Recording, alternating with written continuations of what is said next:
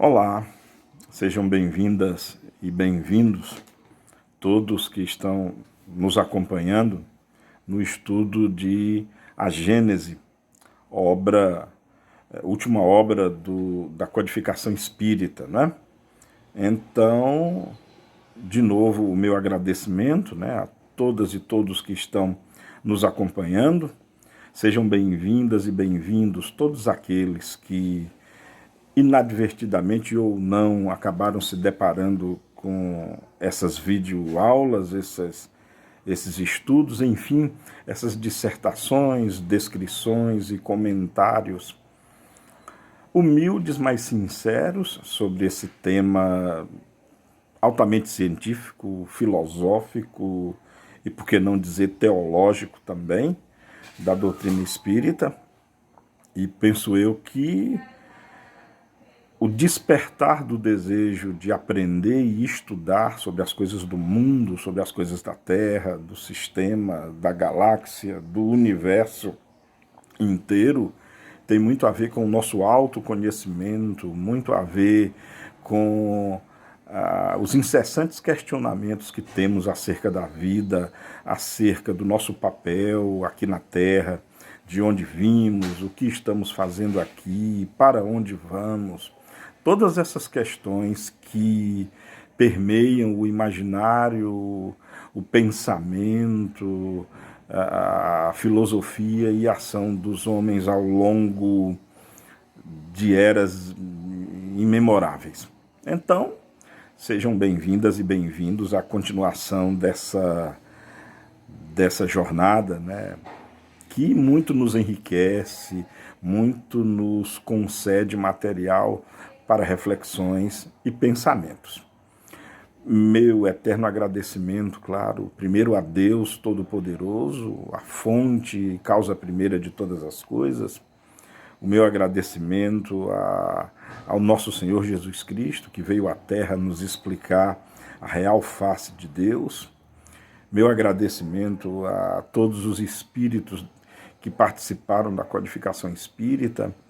Claro, não posso deixar de citar Hipólito Leon Denizar Rivail pelo seu esforço hercúleo, pela obra de compilação, de organização, enfim, de gênese de toda essa obra essa que lhe custou talvez a própria vida. Mais uma vez eu gostaria de registrar o apoio, né, da minha casa-mãe, Casa Espírita, o Centro Espírita Lar dos Humildes, agradecendo também ao Jerry, né, que faz a edição, que enfim, põe no ar, por assim dizer, essas videoaulas. Então, hoje nós vamos iniciar, né, a nossa videoaula de número 13.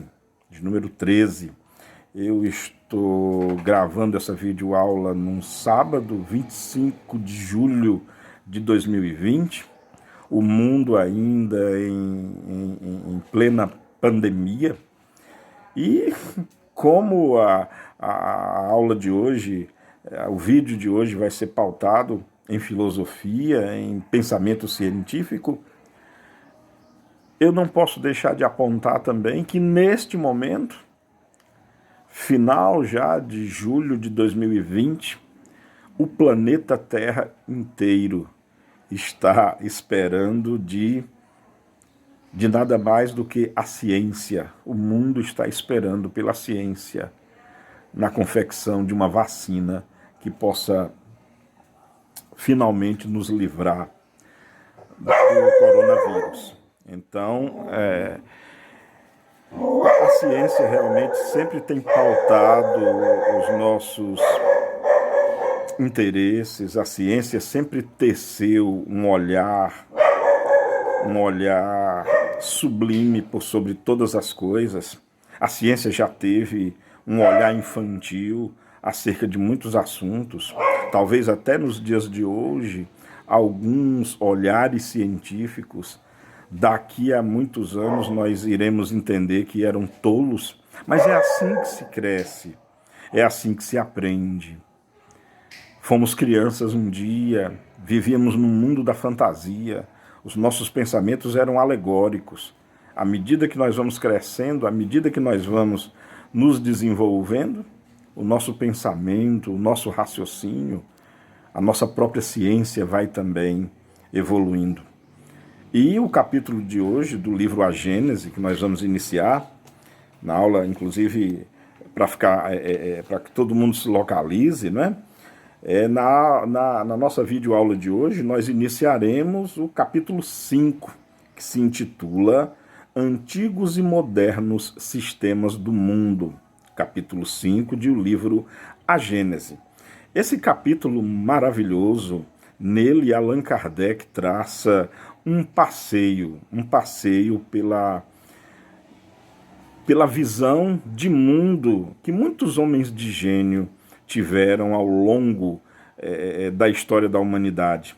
Ideias, às vezes ridículas, ideias pitorescas e, como não poderia deixar de ser, de acordo com o desenvolvimento, de acordo com a maturidade intelectual, racional, emocional e moral do ser humano, fomos avançando então nessas ideias. Então, eu posso dizer sem dúvida alguma, sejam bem-vindos e bem-vindas, sejamos todas e todos bem-vindos e bem-vindas a esse passeio, porque é o que será com certeza a aula de hoje, um passeio pelo pensamento humano.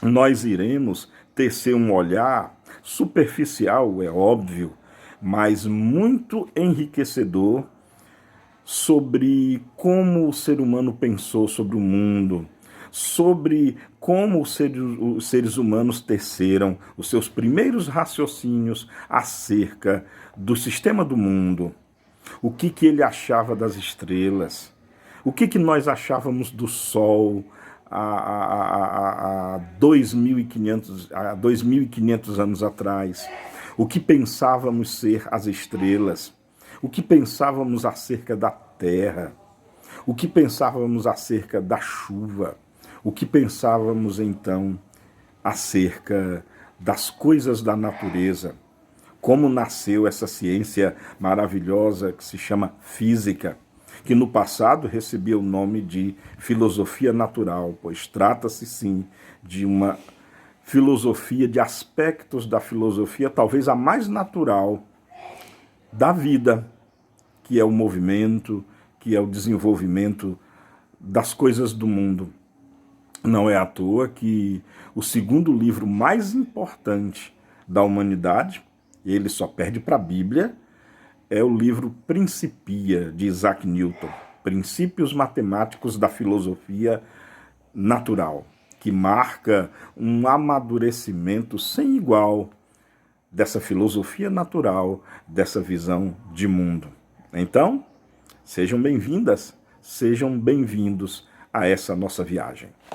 Para localizar os nossos estudos e termos as referências, para ele eu vou usar, é óbvio, a Gênese de Allan Kardec, né? De novo, iniciando hoje o capítulo 5, Antigos e Modernos Sistemas do Mundo, e vou utilizar também um livro maravilhoso do físico Antônio Pires, que se chama Evolução das Ideias da Física. Então, tudo que eu falarei agora, e os comentários e elucubrações estarão pautados nessas duas obras. Então, começando na Gênese, não é? No capítulo 5, no item 1, Kardec já começa dissertando o seguinte: a primeira ideia que os homens formaram da Terra, do movimento dos astros e da constituição do universo, há de, a princípio, ter se baseado unicamente no que os sentidos percebiam, ignorando as mais elementares leis da física e as forças da natureza, não dispondo senão da vista como meio de observação, apenas pelas aparências podiam eles julgar E aí, claro, a ciência nasceu, a física nasceu com os sentidos, os nossos sentidos, os sentidos humanos, né? Visão, audição, paladar, sinestesia, olfato. Através dos nossos 5 sentidos, o ser humano foi percebendo as coisas ao seu redor, foi percebendo o mundo. Nós olhávamos para o céu, como fazemos até os dias de hoje, e de fato o que se vê? Se vê o sol nascendo no horizonte e o vemos se pôr no horizonte oposto. O que vemos é o sol se deslocar. Nenhum de nós percebe a rotação da Terra, o que levou o ser humano por muito tempo a acreditar que a Terra era imóvel e que o Sol e tudo mais se movia em torno dela, né? Ou seja, a pura teoria do heliocentrismo, como iremos analisar com um pouquinho mais de detalhes. O homem via a chuva, por exemplo, e como ninguém vê a água sendo evaporada, nenhum de nós vê dos oceanos e dos rios, lagos, lagoas, riachos, nenhum de nós vê a água subindo. Como que nessa época iríamos imaginar que a chuva vem da terra mesmo? Que a chuva é simplesmente o produto da evaporação das águas? Se isso não sensibilizava os nossos sentidos visuais.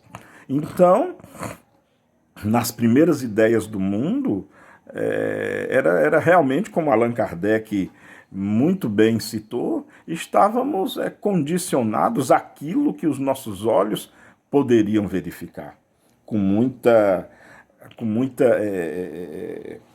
sensatez, né? Era o bom senso, né? Era, o nosso conhecimento, na verdade, era baseado no bom senso, que por sua vez é baseado naquilo que se vê, naquilo que se ouve, naquilo que se cheira, naquilo que se toca e naquilo que se prova o sabor. E nem sempre o bom senso quer dizer a realidade, nem sempre o bom senso quer dizer a razão. Todos nós sabemos, por exemplo, que o bom senso diz que o Sol move-se de leste a oeste. No entanto, isso não é verdade. É a Terra que gira em torno do seu próprio eixo e nos dá essa sensação. Bom, no item 2, Allan Kardec tece também um comentário muito interessante, que na verdade tem muito a ver infelizmente, com os dias de hoje, pois acreditem, em pleno século XXI que nós estamos, já mais que meados do ano 2000, pessoas ainda existem que acreditam na Terra plana. Ideias essas que já foram postas por terra há mais de 2.300 anos. 300 anos antes de Cristo, Eratóstenes de Alexandria provou a circunferência da Terra. Os pitagóricos, antes dele, já sabiam que a Terra era redonda e por observações práticas. Como se vê, mesmo nos dias de hoje, pessoas ainda existem que estão num grau de atraso intelectual e científico sobremaneira. Mas então, no item 2, Kardec aponta o seguinte: a pequena extensão das viagens, que naquela época raramente iam além dos limites da tribo ou do vale, não permitia-se comprovar-se a esfericidade da Terra, como os demais haviam de supor que a Terra fosse uma bola. Os seres, em tal caso, somente do ponto mais elevado poderiam manter-se e supô-la habitada por toda a superfície, como viveriam eles no hemisfério oposto, com a cabeça para baixo e os pés para cima. Ainda menos possível houvera percebido isso com um movimento de rotação. Como eu já falei, não se percebe a Terra girar. Não diretamente. Não temos, nós que estamos gravitacionalmente grudados no solo, não percebemos a rotação da Terra. Então, Kardec continua. Para eles, pois, a Terra era uma superfície plana e circular, qual uma mó de moinho, estendendo-se a perder de vista na direção horizontal. Daí a expressão ainda em uso, ir ao fim do mundo. Desconheciam-lhe os limites, a espessura, o interior, a face inferior, o que lhe ficava abaixo. Realmente, para a época, era muito difícil conceber a Terra uma esfera. Numa esfera, no ponto oposto, o antípoda de onde estamos agora, as pessoas, numa visão bem simples, qualquer criança imagina isso, as pessoas estariam de cabeça para baixo, pois não se entendia ainda as leis de inércia, as leis do movimento referencial, as leis da gravidade. Portanto, como faláramos anteriormente, éramos guiados pelas nossas sensações, guiados pelos nossos sentidos e por aquilo que o bom senso nos dizia. Camille Flammarion tece um comentário muito interessante, como uma nota ainda do item 2. Camille Flammarion, ele diz o seguinte, muito interessante. A mitologia hindu ensinava que ao entardecer, o astro do dia se despojava de sua luz e atravessava o céu durante a noite com uma face obscura. A mitologia grega figurava puxado por 4 cavalos, o carro de Apolo. Anaximandro de Mileto sustentava, ao que refere Plutarco, que o Sol era um carro cheio de fogo, muito vivo, que se escapava por uma abertura circular. Epicuro, segundo uns, teria emitido a opinião de que o Sol se acendia pela manhã e se apagava à noite nas águas dos oceanos. Segundo outros, ele considerava esse astro uma pedra pómez aquecida até a incandescência. Anaxágoras o tomava por um ferro abrasado do tamanho do Peloponeso. O Peloponeso é uma ilha próximo da Grécia. Medeia, a Grécia, é uma península com aproximadamente 429 a 430 mil quilômetros quadrados. Então, e aí Flammarion continua. Coisa singular, os antigos eram tão invencivelmente induzidos a considerar real a grandeza aparente desse astro, que perseguiram o filósofo temerário por haver atribuído aquele volume ao facho do dia, fazendo-se necessária toda a autoridade de Péricles para salvá-lo de uma condenação à morte e para que essa pena fosse comutada a de exílio. E Camille Flammarion cita esse livro nos Estudos e Leituras sobre Astronomia, a página 6. Mais uma realidade de vista do senso comum. Quando você olha o Sol, você vê um pequeno círculo luminoso. Quem, olhando para o Sol, indiretamente ou diretamente, vai imaginar que o Sol é um colosso gigantesco, que o Sol é um astro que é maior do que todos os planetas do Sistema Solar juntos. Para a época era muito difícil entender isso. Talvez para muitos dessa época ainda seja muito difícil. Então,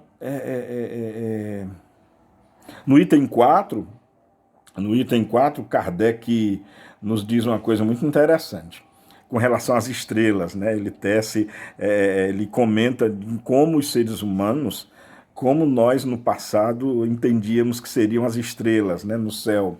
As estrelas, de cuja natureza não podiam suspeitar, eram simplesmente pontos luminosos de volumes diversos, engastados na abóbada como lâmpadas suspensas, dispostas sobre uma única superfície e, por conseguinte, todas à mesma distância da Terra, tal como as que se vêem no interior de certas cúpulas pintadas de azul, figurando o céu.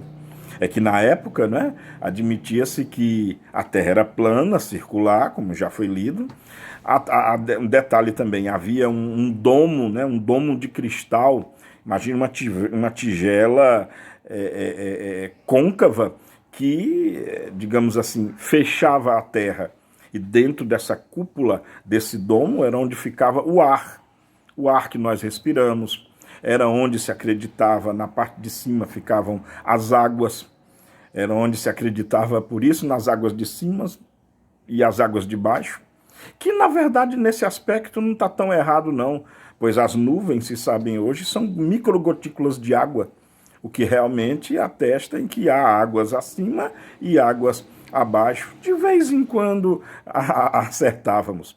E aí as estrelas eram tidas como pontos, como se fossem lâmpadas grudadas, ou seja, enrustidas nesse grande domo. Tinha outras teorias interessantes que muitos achavam que as estrelas, muito provavelmente viajantes noturnos, muito provavelmente pessoas dormindo ao relento, acampando, né? E eles faziam fogueiras. E ao redor da fogueira os seres humanos ficavam conversando sobre coisas da vida. E muito provavelmente algum ser humano deitado, né, no frescor da noite ao lado de uma fogueira, muito provavelmente pode ter visto as estrelas e terem imaginado: será que as estrelas não são outras fogueiras de outros viajantes que estão agora deitados à margem dela e de repente nos olhando a nossa fogueira e imaginando o que elas seriam? Essa é uma outra ideia do que seriam também as estrelas do firmamento. Né? No item 6, muito interessante, que Kardec escreve o seguinte: ó, a ignorância completa do conjunto do universo e das leis que o regem, da natureza da constituição e da destinação dos astros, que, aliás, pareciam tão pequenos comparativamente à Terra, fez necessariamente fosse esta considerada como a coisa principal, o fim único da criação, e os astros como acessórios exclusivamente criados em intenção dos seus habitantes, daqui da Terra. Ou seja, como se todos os outros astros fossem pingentes numa grande joia noturna, servindo unicamente para adornar o céu ao bel prazer dos seres humanos. Percebam o grande egoísmo, a grande prepotência, o grande exagero em grau de autoimportância que o homem sempre se deu, sempre se achando o maior, sempre se achando a coisa mais importante da natureza. E o que é pior, sempre achando que tudo foi criado única e somente para si mesmo. E aí Kardec continua, né? Fez-se necessariamente fosse esta considerada como a coisa principal, o fim único da criação, e os astros como os acessórios exclusivamente criados em intenção de seus habitantes, como eu já li.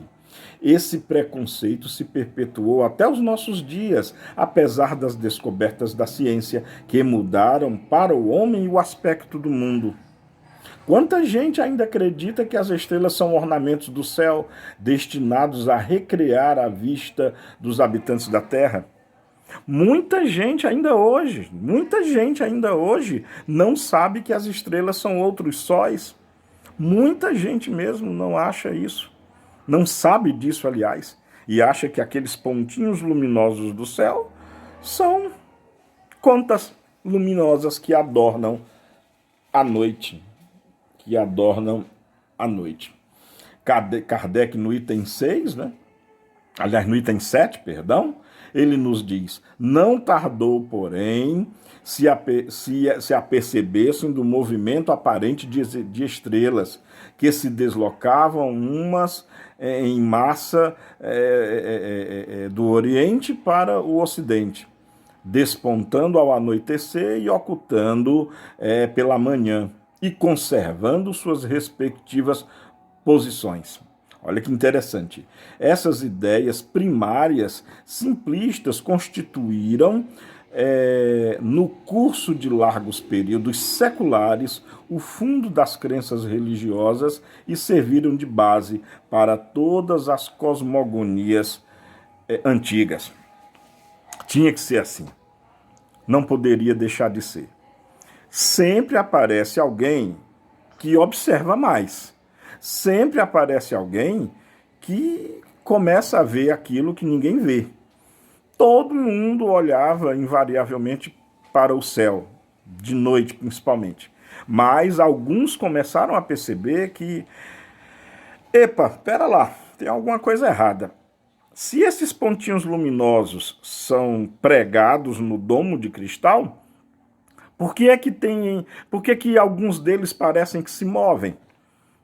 Eles começaram a perceber que alguns pontos, algumas dessas estrelas executavam revoluções, caminhavam, por assim dizer, durante a noite, desaparecendo ao amanhecer e retornando na noite seguinte, perfazendo o mesmo caminho.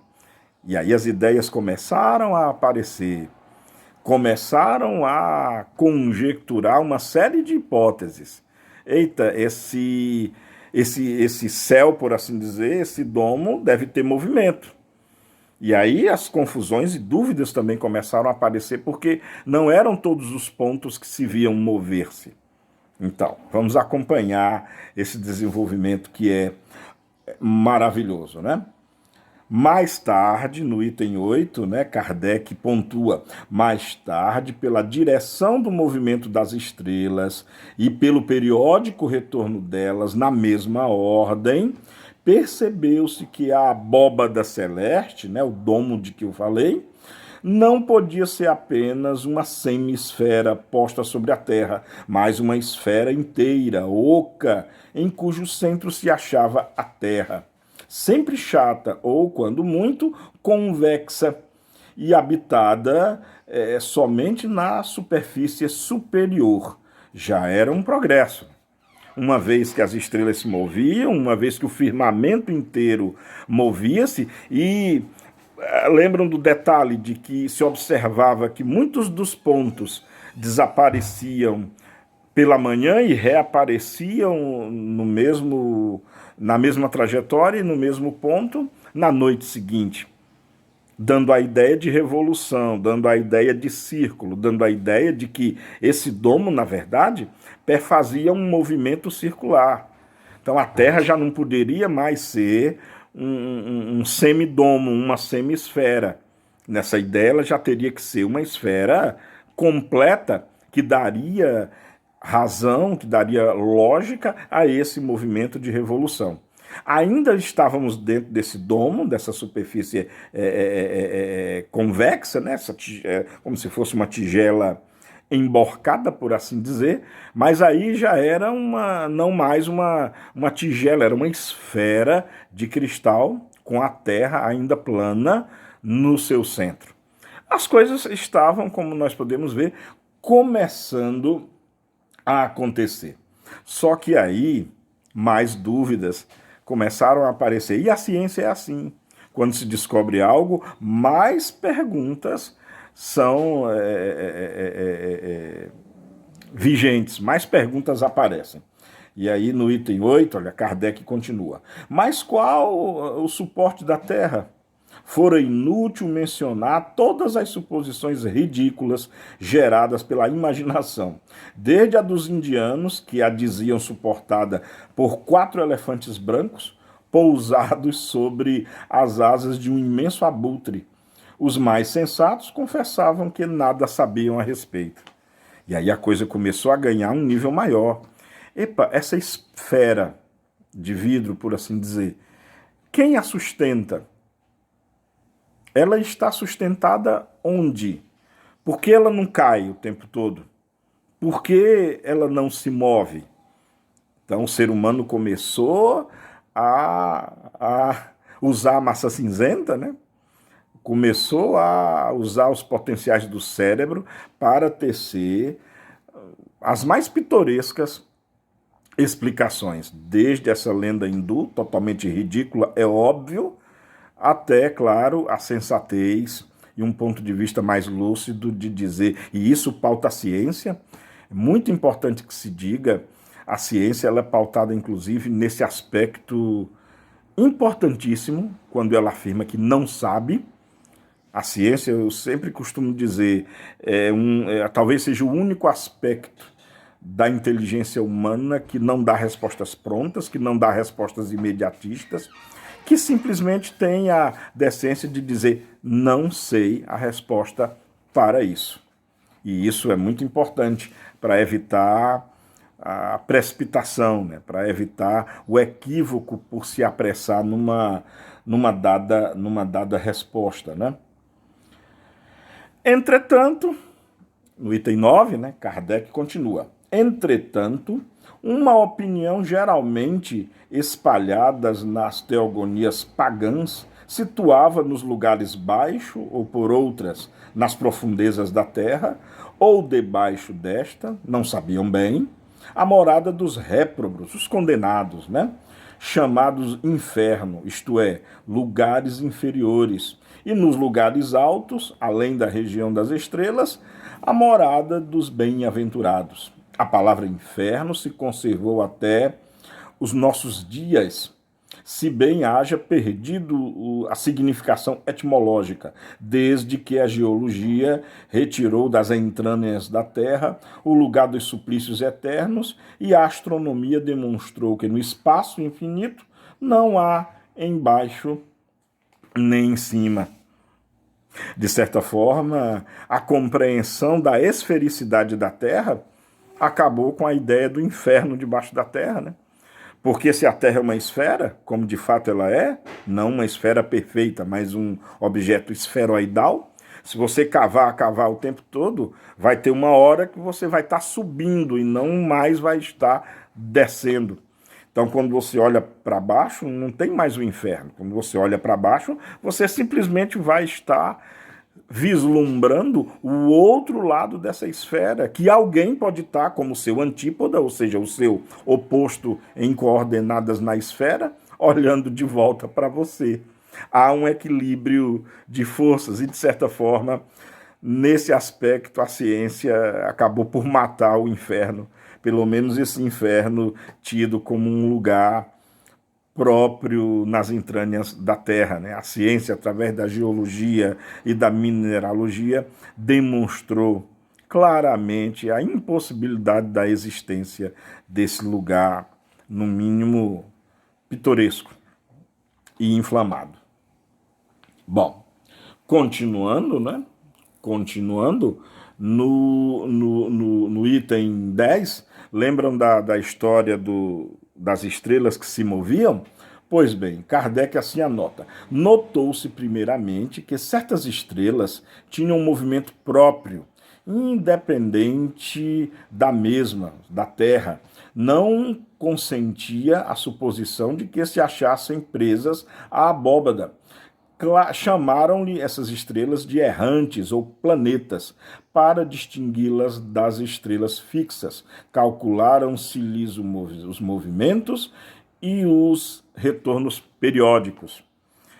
Percebido que algumas estrelas ou pontos luminosos se moviam indistintamente, começou a ficar claro que das duas uma, ou não havia esse domo de cristal, ou, como nós iremos ver depois, haviam múltiplos domos, ou seja, haviam bolas ou esferas concêntricas dentro de outras esferas. E aí você podia justificar o movimento desses pontos que foram chamados de planetas. A palavra planeta, etimologicamente, significa vagabundo ou errante. Era o nome dado a esses pontos que realmente erravam, vagabundeavam, por assim dizer. É claro que na Terra, o termo vagabundo usado agora não é na acepção que se tem hoje. O termo vagabundo usado aqui é no sentido de andar a esmo, andar sem destino aparente algum. E aí, esse termo nós trazemos até os dias de hoje com o nome de planetas. Claro que muito foi descoberto, né, em seguida. Uma outra coisa interessante que foi descoberta foi a questão da latitude. A latitude foi uma observação importantíssima para nós chegarmos à conclusão de que a Terra realmente é esférica e não plana. A Terra é esférica e não plana. Uma das principais evidências disso foi a descoberta da latitude. O que é a latitude? A latitude é a medida dada em graus de um ponto qualquer da superfície da Terra à linha do Equador. Você toma o horizonte como sendo o Equador, pontos que estão acima ou abaixo dele correspondem a latitudes. Kardec anota isso de uma maneira interessante. Ele nos escreve aqui no item 10. No movimento diurno da esfera estrelada, foi notada a imobilidade da estrela polar, em cujo derredor as outras descreviam em 24 horas círculos oblíquos paralelos, uns maiores, outros menores, conforme a distância em que se encontravam da estrela central. Foi o primeiro passo para o conhecimento da obliquidade do eixo do mundo. Viagens mais longas deram lugar a que se observasse a diferença dos aspectos do céu. Segundo as latitudes e as estações, a verificação de que a elevação da estrela polar acima do horizonte variava com a latitude abriu caminho para a percepção da redondeza da Terra. Foi assim que, pouco a pouco, chegaram a fazer uma ideia mais exata do sistema do mundo. Então, olha só, vamos entender isso aqui com mais detalhe. Circunnavegações. Navegações com um nível de audácia maior, ou seja, os barcos mar adentro, singrando a superfície da Terra, que antes se achava que era plana. Porém, como os navios da época se utilizavam das estrelas para a navegação, né? Não havia satélite, não havia GPS, então tinha que se guiar pelas estrelas do céu. A estrela polar é uma estrela fixa, é uma estrela que está a uma distância tal, cujo movimento aparente dela praticamente não é detectado. Então ela é tida como uma estrela fixa.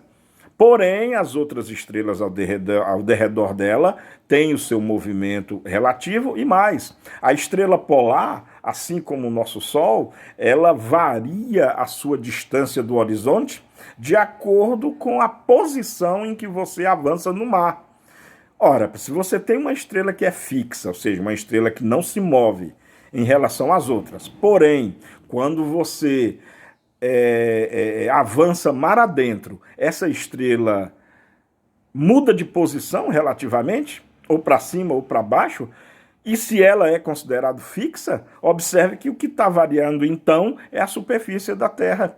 Começou a ficar evidente que a Terra não podia ser um plano. Começou a ficar evidente, outro sim, que a Terra seria esférica. Interessantíssimo como o poder da observação leva o homem a conjecturas e a um grau de raciocínio maravilhoso. Maravilhoso mesmo. E aí, Kardec aponta com um dado interessante, que aí vai ser o começo de uma outra jornada nossa, né? Quando ele diz que foi por volta do ano 600 antes de Cristo, Tales de Mileto, né, na Ásia Menor, descobriu a esfericidade da Terra e a obliquidade da eclíptica e a causa dos eclipses. Eclíptica é o plano equatorial descrito pela Terra e qualquer corpo que gira em torno do Sol. E aí vamos começar uma nova aventura, vamos começar a partir de agora, observar a vida e o pensamento de homens de gênio, homens cujo pensamento ecoam até os dias de hoje, homens e mulheres cuja pesquisa, cujo raciocínio dedutivo, cujo amor à ciência, cujo amor ao conhecimento e à verdade, simplesmente proporcionaram o mundo em que nós vivemos hoje. Homens e mulheres que, em muitos casos, perderam a sua vida, foram sacrificados, ou queimados vivos, ou condenados a mortes por outros meios, ou cerceado a sua liberdade, presos em calabouços, ou às vezes em prisões domiciliar, pelo crime de pensar, pelo crime de ter ideias, pelo crime de pensar diferente dos outros. E segue aqui, antes de começarmos, uma reflexão. E nos dias de hoje? É verdade que nos dias de hoje ninguém é condenado à morte por isso. Nos dias de hoje ninguém vai para a cadeia por pensar diferente. Mas sofremos ainda preconceito. Sofremos ainda por pensar cientificamente. Sofremos ainda por não concordar com a maioria. E muitos de nós, que às vezes pensa diferente, é rechaçado, é tratado por preconceito. E no movimento espírita, me perdoem o cutucão na ferida, inadvertidamente, quando alguém começa a pensar de novo, sempre vem alguém, coitada e coitado, devemos ter muita compreensão para com essas pessoas. Na falta de uma compreensão maior, começam a dizer, deve estar obsidiado, deve estar obsidiada.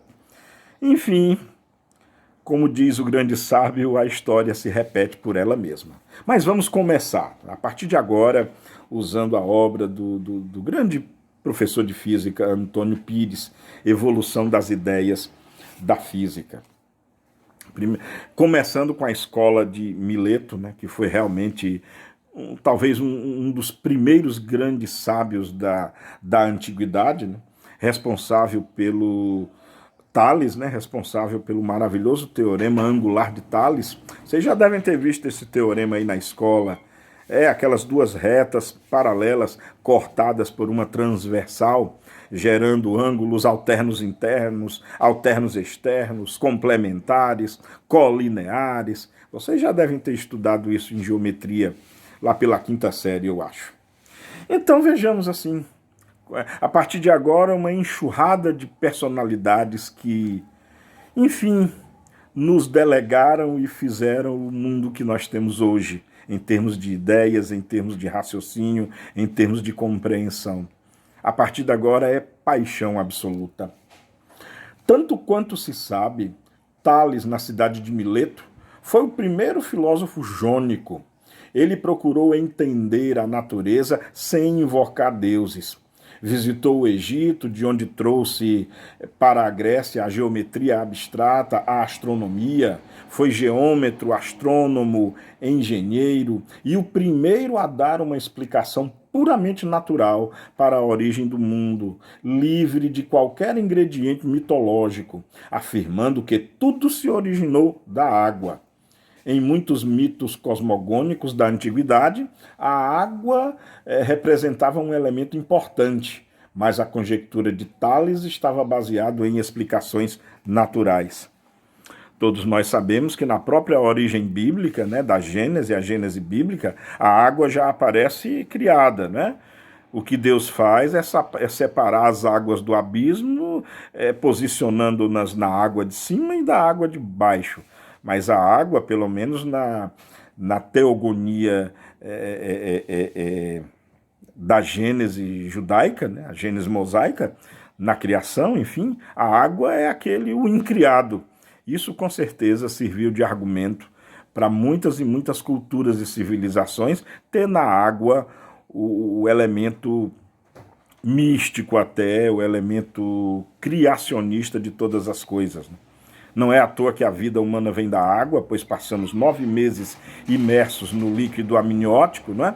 E por aí vai. Então, apesar de estar errado, claro, as coisas não vieram da água, mas pelo menos foi a primeira forma de raciocinar cientificamente. Foi a primeira forma de tentar achar uma argumentação dedutiva para outras. Bom, depois dele veio Anaximandro, contemporâneo de Tales. Foi, pelo que se sabe, um dos primeiros a fazer experiências. Determinou com precisão a duração do ano e das estações, examinando o movimento da sombra lançada por varetas verticais. Sugeriu que os trovões eram causados pelo vento e que relâmpagos eram produzidos quando uma nuvem se dividia em duas. Substituiu a ideia de Tales da água como elemento básico por uma substância, indeterminada, ilimitada e possuindo movimento próprio, que ele chamou de apeiron, uma substância não gerada e imperecível que continha e dirigia todas as coisas. E aí já percebemos aqui um certo avanço nas ideias. Já percebemos agora, claro, isso não foi baseado em nenhuma evidência empírica, ou seja, não foi baseado em nenhuma observação, mas observe que Anaximandro já imaginou a existência de talvez um algo que seria a geratriz de tudo. E observe que essa nova geratriz era independente de qualquer outra coisa. Tinha no ar agora o seu elemento coadjuvante, mas que havia esse elemento, né, que ele chama de apeiron, que seria esse pontapé inicial, essa causa inicial de todas as coisas, né? Interessante que do apeiron surgiu uma semente que deu origem ao cosmos, segundo Anaximandro. Ele dava grande valor à simetria e introduziu a geometria no seu esforço para mapear o firmamento. Suas teorias se distanciavam das teorias místicas anteriores do universo, e por essa razão é considerado por alguns como o fundador da astronomia, porque Anaximandro foi o único que começou a imaginar uma criação do mundo, copiando o exemplo de Tales de Mileto, uma origem do mundo, uma cosmogonia independente de nenhum deus, uma cosmogonia independente de nenhuma força supra-humana ou de natureza consciencial. Deve-se a ele. É muito interessante assim, a teoria de Anaximandro, que se você pegar o resumo da obra dele, você percebe que em muitos detalhes Anaximandro não errou tanto assim não. Se nós pararmos para pensar que nós estamos falando das ideias de alguém que teve essas ideias 600 anos antes de Cristo, olha só o resumo das ideias dele. O resumo das ideias de Anaximandro, você resume em 5 ideias. 5 ideias. A primeira, a ideia de um movimento original, do qual tudo se origina e se transforma. Olha o Big Bang, tida hoje como a teoria mais eficiente de criação do universo. A grande explosão que deu o movimento inicial não está tão diferente do que Anaximandro falou no item 1. Item 2, a ideia de que todas as coisas do mundo são combinações de elementos primários. Vide tabela periódica. Todas as substâncias da Terra todas as substâncias da Terra são combinações de todos aqueles elementos da tabela periódica. Então ele não estava errado. Terceira, a ideia de mudanças constantes no universo. E realmente, se há uma coisa constante no universo, é a mudança e a velocidade da luz. Tudo muda no universo, tudo muda na vida. Inclusive, filosoficamente, é um dos motivos para nós nos desapegarmos. É um dos motivos para entendermos que é uma tremenda perda de tempo o apego. Tudo muda. Tudo muda, o que era ontem já não é hoje, o que é hoje já não é amanhã. Claro que não em termos de 3 dias, né? Mas tudo muda, tudo obedece ciclos, né? A quarta ideia do Anaximandro, né? A ideia do indeterminado como ponto de partida. Olha a visão filosófico-científica. A ideia de que eu não sei. Eu estou pesquisando algo, então eu vou partir do ponto de que eu não sei, para evitar preconceitos, ideias preconcebidas, evitar exageros, evitar superstições, e aí somos campeões nisso, né? E evitar, enfim, arroubos e imediatismo, que geralmente nos leva ao erro. E por fim, no seu quinto item, né? A ideia da necessidade de uma lei que opera imutável através do tempo, teoria do campo unificado. a busca até hoje pelos maiores físicos, pelas maiores mentes do mundo, na busca do campo unificado. Iniciada talvez por Albert Einstein, veremos isso mais tarde, mas Albert Einstein passou 30 anos da sua vida em busca dessa teoria, não conseguiu sucesso nenhum. Hoje a teoria física mais eficiente, pelo menos a mais promissora no afã de descobrir essa lei, seria a teoria de supercordas.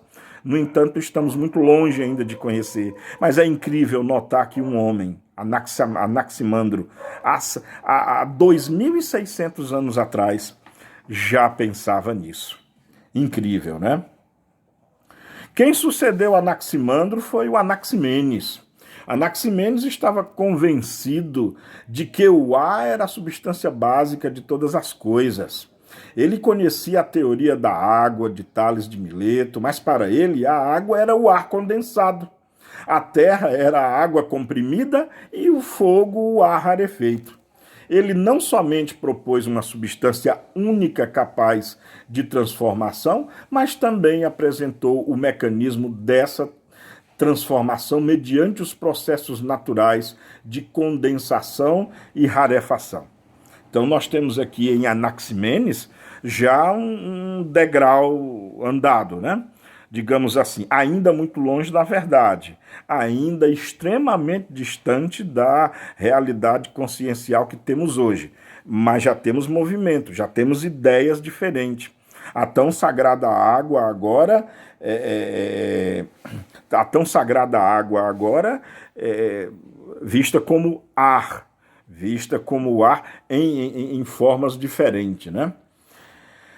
É preciso entender, aliás, gente, que na antiguidade a gente fala em água, ar, terra e fogo, mas é uma nota, tá? Precisamos ter muito cuidado com isso. Na antiguidade, ou seja, há 2.600 anos atrás, água, terra, fogo e ar não era bem ou somente o que nós entendemos hoje, não. Na verdade, água, há 2.600 anos atrás, era o nome de um conjunto de muitos líquidos. Muitos outros líquidos tinham o nome de água. Ar era todo e qualquer gás. Então não havia distinção, nem se conhecia o que era o gás oxigênio, o gás hidrogênio, o gás neônio, o gás hélio. Todo gás era ar. Terra. Todo e qualquer rearranjo de matéria granulada era terra. Até metal, que não se conhecia ainda na época com distinções químicas, eram tidos como terra também. E o fogo era tudo aquilo que era flamejante, era tudo aquilo que era substâncias luminosas e tudo aquilo que irradiava. Então, é por isso da ideia, né, da água, terra, fogo e ar como constituinte de tudo. Só para citar, né, que nós estamos numa época em que esses conceitos eram mais abrangentes, né, não tinham a circunscrição que tem, né, que possuem nos dias de hoje. Interessante, gente, ainda é que, segundo alguns historiadores,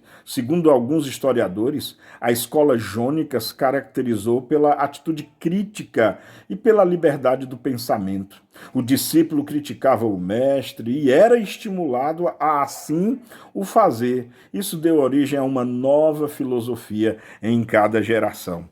Bonito isso, né? Diferente daquilo em que nós fomos acostumados e educados, né? De que o professor, o mestre, ele sabe tudo e é infalível. A escola jônica, claro que com muito respeito ao mestre, o lente, ele tinha um papel preponderante, mas o aluno deveria confrontá-lo, afrontá-lo, deveria, inclusive, pô-lo em dúvida, no afã, claro, do desenvolvimento do pensamento, tendo como premissa que, acima de tudo, o pensamento é a coisa mais maravilhosa que temos. E isso deu ao aparecimento de uma escola maravilhosa, que é o que nós vamos começar a ver agora, a escola dos pitagóricos. O nome Pitágoras já deve ser do conhecimento, acho que de quase todos vocês, se não de todos, né? Lembram lá que num triângulo retângulo, a medida do quadrado da hipotenusa é igual à medida da soma dos quadrados dos catetos? Então isso foi produto da escola pitagórica, né? Então, finalmente chegamos aos pitagóricos. Antes do fim do século VI, antes de Cristo, a filosofia grega deixou de se ocupar com os problemas do mundo físico e transferiu sua atenção para questões abstratas, como a natureza do ser e o sentido da verdade. Pouco se sabe sobre Pitágoras.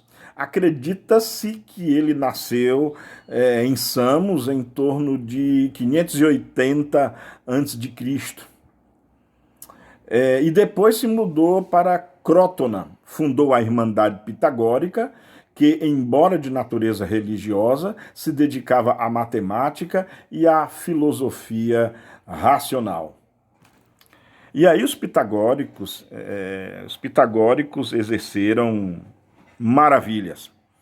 Por eles serem matemáticos por excelência, né? Eles foram os primeiros a perceber que as notas musicais, dó, ré, mi, fá, sol, lá, si, eram conjuntos harmônicos de frequências, que eram associados a números em formas de frações, e que sequências dessas frações davam a harmonia musicais.